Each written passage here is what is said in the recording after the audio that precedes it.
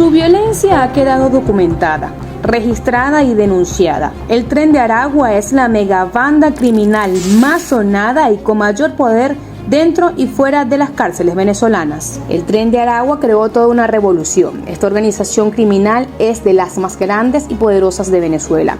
Representa el primer grupo delincuencial de origen venezolano que ha logrado expandir sus actividades a otros países de América Latina.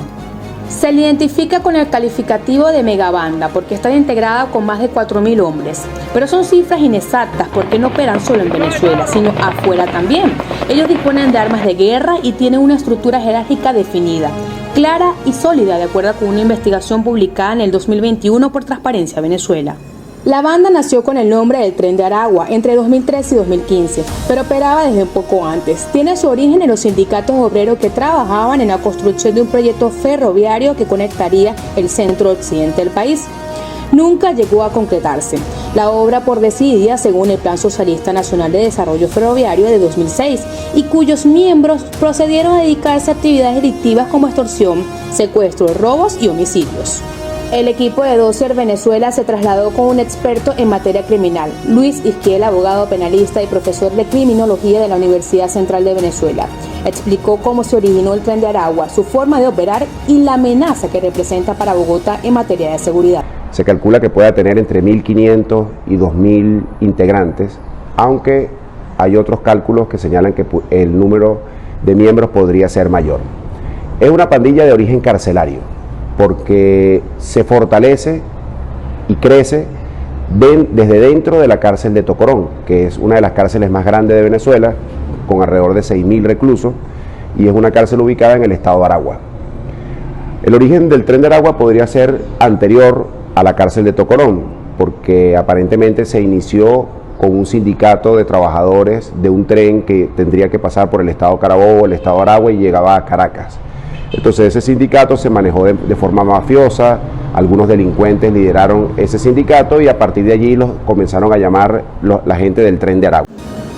El Tren de Aragua ha sido responsable de asesinatos, extorsiones, entre otras cosas, con el objetivo de aumentar el control territorial sobre el narcotráfico, contrabando y poder sobre las cárceles. Aquí es donde la gran presencia delincuencial la tiene el famoso Niño Guerrero, Héctor Rutherford Guerrero Flores, Fran de la cárcel de Tocorón. Aunque la organización criminal surgió fuera de este lugar, rápidamente la prisión se convirtió en su base de operaciones. La justicia venezolana dictó 17 años y 2 meses de cárcel para el delincuente, quien fue acusado por 12 delitos en el 2016, entre ellos fuga de detenidos, homicidio, falsificación de documentos, ocultamiento de armas de guerra, usurpación de identidad y aprovechamiento de vehículo proveniente de robo. Significa líder delictivo de la cárcel, de alias Niño Guerrero, Héctor Rutherford Guerrero. A partir del año 2012 se hace el jefe delictivo de la cárcel de Tocorón y a partir de allí comienza a crecer y a extender sus tentáculos el Tren de Aragua. Sus creadores fueron Joan José Romero alias Joan Petrica, quien ahora opera desde las minas del estado Bolívar, y José Gabriel Álvarez Rojas alias El Chino Pradera, quien murió en un enfrentamiento con la policía en el 2016. La banda continuó creciendo sustancialmente en el 2019. Fuentes policiales confirmaron que durante la llegada del poder de Tarek El Aissami a la gobernación del estado de Aragua, las actividades del grupo fueron en aumento, tanto dentro como fuera del estado. Y aunque Tarek presumía de las cárceles como lugares de reclusiones seguros, a través de los años fue todo lo contrario. Nicolás hizo un llamado a todas las bandas criminales que depongan su actitud, entregasen las armas, los que quieran pacificarse.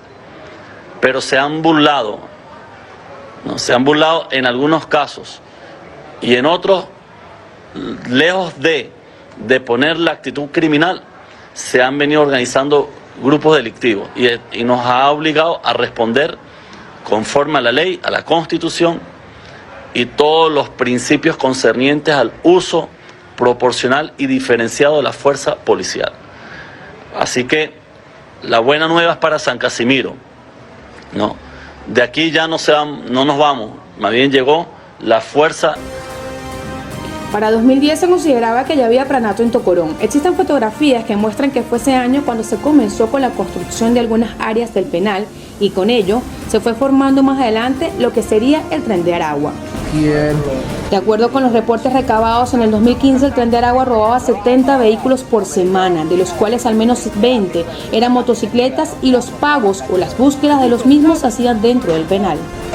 Ese mismo año, Tocorón era descrito por familiares de privados de libertad como un paraíso, un lugar en donde los niños podían disfrutar de piscina y animales, los adultos de los espacios de una discoteca llamada Tokio, y además se podía comprar alimentos y hasta disfrutar de eventos deportivos. Con los años, el Tren de Aragua se comenzó a expandir a otros municipios, hasta lograr tener presencia en 3 estados de Venezuela.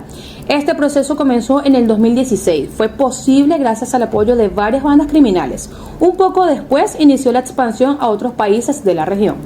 Y a partir de allí comienza a crecer y a extender sus tentáculos el Tren de Aragua.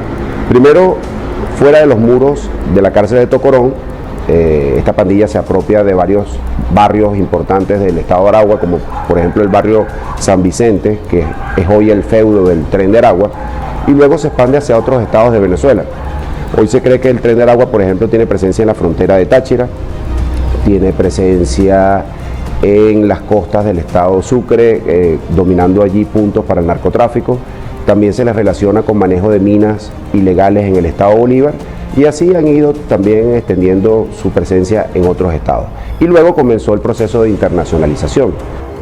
En la actualidad están en al menos 7 naciones, explica la ONG Transparencia de Venezuela. El Tren de Aragua es considerada una megabanda por el amplio abanico de delitos y actividades que ejecutan sus integrantes, desde la extorsión a personas y pequeños comerciantes, pasando por el robo de vehículos, secuestros, tráfico de drogas, trata de blancas y la tenencia ilegal de armas.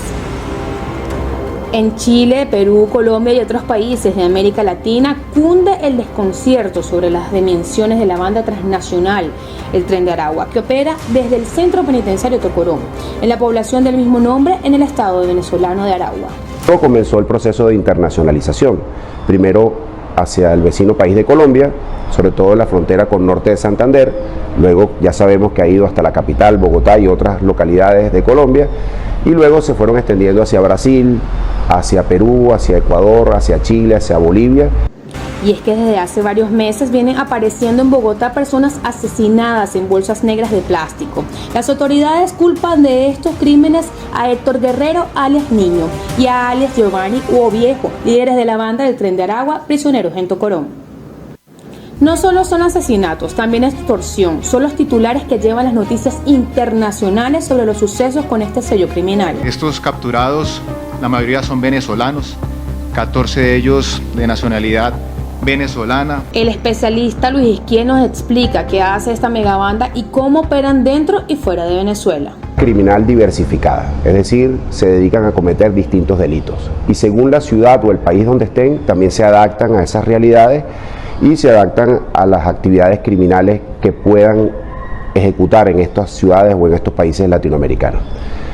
En Venezuela, su presencia principal está dentro de la cárcel de Tocorón, es decir, allí está su jefe delictivo, es el parán de la cárcel, es decir, es el jefe de la pandilla delictiva que domina esa cárcel. Allí, por ejemplo, cobran lo que se denomina la causa, que es un impuesto delictivo que debe pagar cada recluso mensualmente. Estamos hablando de que esta cárcel de Tocorón tiene alrededor de 6.000 reclusos y todos deben pagar esa causa o ese impuesto delictivo que le impone el Niño Guerrero. Se han hecho cálculos de cuánto podría significar esto anualmente y esto podría estar rondando el $1,5 millones a los $2 millones, solo por este cobro de este impuesto denominado la causa. Pero además, dentro de la cárcel de Tocorón controlan la venta de licor, la venta de drogas, apuestas ilegales, prostitución, etcétera, y eso genera también otros recursos. En el estado de Aragua también se dedican a la comisión de la extorsión, del robo de vehículos. Muchas veces personas que le roban el vehículo en el estado de Aragua tienen que ir a la cárcel de Tocorón a pagar un rescate para que le devuelvan ese vehículo que fue hurtado o robado. Se dedican a labores de microtráfico en los sectores que dominan, por ejemplo este barrio San Vicente y otros barrios populosos del estado de Aragua. Y luego, como te mencioné anteriormente, han expandido sus tentáculos a otros estados del país. En el estado Bolívar se cree que controlan minas ilegales. En el estado Sucre también hay la presunción de que dominan puntos para el narcotráfico, sobre todo en la costa de Paria, en los pueblos de San Juan de las Galdonas, San Juan de Unare. También en el vecino Carabobo vecinos del estado de Aragua se dedican también a los temas de microtráfico, al robo y hurto de vehículos, secuestros, sicariato, extorsión. Y luego, en cada país latinoamericano al que van, se adaptan a la realidad social y económica de estos lugares y a partir de allí comienzan a ejecutar. Para el 6 de octubre de 2017, en el segundo punto de control de la cárcel de Tocoró, 3 periodistas, entre ellos 2 extranjeros y un venezolano de nombre Jesús Medina, se encontraron realizando una cobertura de investigación sobre esta cárcel y esto fue lo que nos narró. Meses hablando y para que él pudiera tener la confianza mía de dejarme entrar para allá, porque no todo el mundo entra y ellos te averiguan, te investigan. Ellos, ¿qué es lo que hacen? Mandan a preguntar a los funcionarios policiales, incluso ellos tienen dentro personas que están encargadas de monitorar a los periodistas, más que todos los de sucesos, ellos los monitorean. ¿Por qué? Porque están pendientes de las noticias. Y ojo, y esto no es falso lo que te estoy diciendo, esto es como, es una organización que está muy, valga la redundancia, muy organizada adentro, ¿ok? Así como los cuerpos de seguridad tienen monitores que son funcionarios, esto tiene monitores que son delincuentes, que están presos allá adentro. Y cada vez que sale una información, ellos les dicen, mira esto, quitar la información. Incluso yo he visto compañeros que tienen el poder económico para poder manejar todo lo que es la parte de armas, de suministro de municiones, dinero que necesiten adentro algunos presos. Isquiel coincide en que su poder no solo está dentro de las cárceles, también al sur de Venezuela, donde se encuentran las minas de oro, plata y otras riquezas del país, y donde presuntamente el Tren de Aragua tiene poder sobre alguna de ellas. Ahí cuando necesitan hacer el trabajo negro, como se llama aquí, o el trabajo sucio, que se llama a nivel internacional. ¿Qué es lo que pasa? Ellos le han dado una concesión de una mina, esto es extraoficial, esto lo están conociendo ustedes ahorita, esto no lo sabe el país, no lo sabe nadie, que es justamente la mina 77. Ellos lo que le dan es un porcentaje a un representante del Estado venezolano, el cual no puedo decir nombre porque por la situación que yo estoy legal y judicial aquí en Venezuela. Él lo va a buscar al aeropuerto de Puerto Ordaz y de ahí se lo lleva. ¿Qué pasa? Quien comete un delito en esa mina, lo asesinan. Si hay una mujer, porque tienen mujeres trabajadoras cocinando o teniendo relaciones con ellos, si una mujer comete un delito, la bañan en azúcar y la amarran a un árbol. Algunos se preguntarán, ¿para qué? Bueno, dejan que la mujer esté amarrada 1 semana, 2 semanas, hasta morir llena de azúcar por las picadas de los huachacos y de las hormigas. Es algo que parece asombroso, que parece que es mentira, que es de la vida ficticia, una película, pero es la realidad que se vive aquí. A los que cometen delitos dentro de la misma organización les cortan las manos, les amputan las manos, ellos se los asesinan, a los familiares también los amenazan, y es por eso que en las minas, en el estado Bolívar, ellos se han ido desplegando, o sea, se han ido como que expandiendo un lugar, mientras que el Estado no los toca a ellos realmente, el Estado toca son las otras minas que tienen. Sin embargo, dentro de Tocoró es donde tienen su maquinaria delincuencial, mandan y ejecutan. ¿Qué es lo que pasa? Adentro es la ley carcelaria, los que hemos estado en prisión sabemos cómo se maneja eso. Del portón para afuera manda la Guardia Nacional y del portón para adentro es la ley carcelaria. Si te comes la luz, como se dice, te matan, te asesinan, pero ya allá no hay cochinos, como se decía antes. ¿Qué es lo que hay ahora? Hay unos caimanes dentro del Tocoró. Y hay personas que no lo creen. Hay unos caimanes. Antes picaban a las personas, a los detenidos, y los lanzaban a los cochinos para que no quedara rastro. Ahora los lanzan en los caimanes. Odonto Tokio. Han pasado los años y su creciente fuerza puso a la banda en la mira de las autoridades nacionales que desarrollaban la Operación de Liberación del Pueblo, OLP, una serie de cuestionadas operaciones contra la criminalidad a nivel nacional. El Tren de Aragua contraatacó y logró sobrevivir a estos operativos. Guerrero continuó ganando más poder e incluso aceleró su expansión en años siguientes, tanto dentro como fuera de la prisión. Uno de sus primeros intentos por establecerse en ejes fronterizos se comenzó en la frontera entre los estados venezolanos de Táchira y el departamento colombiano del norte de Santander. La banda entró en disputa por poderosos grupos guerrilleros como el Ejército de Liberación Nacional, ELN, y bandas criminales como los urabeños.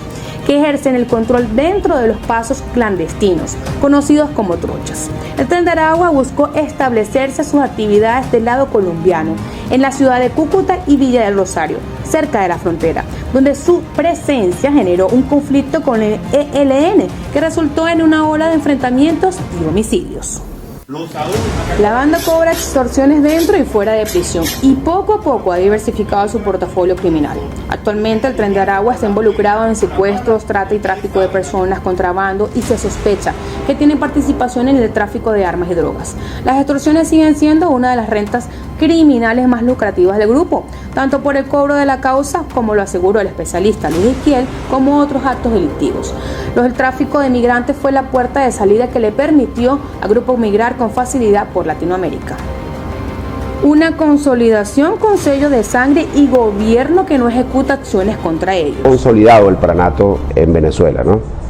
Pero ciertamente poco se hace combatiendo una pandilla en específico si no se atacan las causas por las cuales surgieron esas pandillas. Porque, por ejemplo, tú podrías quitar del liderazgo del Tren de Aragua a alias Niño Guerrero, podrías inclusive acabar con el tema de anárquico que ocurre en Tocorón, pero en Venezuela hay decenas de cárceles y en otra podría surgir, si siguen las mismas condiciones de abandono por parte del Estado, otra pandilla que tome el lugar del Tren de Aragua. Entonces, yo creo que uno de los puntos para acabar con estas megabandas que tienen estos orígenes carcelarios es adecentar, es modernizar y consolidar en Venezuela un sistema penitenciario que no sea sinónimo de escuelas de delincuentes como lo es actualmente, sino que sean sitios para la recuperación de personas que cometieron un delito en un momento.